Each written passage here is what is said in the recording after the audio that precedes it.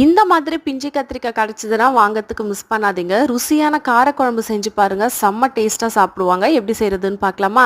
சட்டியில எண்ணெய் சேர்த்து சூடானதுக்கப்புறம் கட் பண்ணி வச்சிருந்த கத்திரிக்காவ சேர்த்துட்டு நல்லா வதக்கி எடுத்துக்கோங்க. இது நல்லா கலர் மாறி முருகி வந்ததுக்கப்புறம் ஒரு பிளேட்டுக்கு மாத்திக்கோங்க.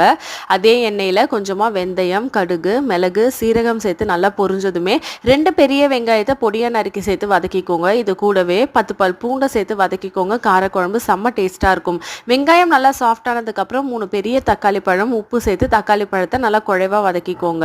வீட்டில் அரைச்ச குழம்பு மிளகாய் தூள் 3லேருந்து 4 ஸ்பூன் அளவுக்கு சேர்த்து பச்சை வாசனை போகிற அளவுக்கு வதக்கிக்கோங்க. இந்த கிரேவிக்கு தேவையான அளவுக்கு தண்ணி ஊற்றி தண்ணி நல்லா கொதிச்சு எண்ணெய் பிரிஞ்சு வந்ததுக்கப்புறம் நெல்லிக்காய் சைஸ் அளவுக்கு புளியை ஊற வச்சு கரைச்சி சேர்த்துக்கோங்க. இந்த குழம்புக்கு தேவையான அளவுக்கு உப்பு, ஒரு கொத்து கருவேப்பிலை சேர்த்து நல்லா கொதிச்சு எண்ணெய் பிரிஞ்சு வந்ததுக்கப்புறம் நம்ம வதக்கி வச்ச கத்திரிக்காவை சேர்த்து மறுபடியும் ஒரு 10 நிமிஷம் கொதிச்சதுக்கப்புறம் சுட சுட சோறு கூட சர்வ் பண்ணி பாருங்க. அட்டகாசமாக இருக்கும். ட்ரை பண்ணிட்டு கமெண்ட் பண்ணுங்க. தேங்க்யூ.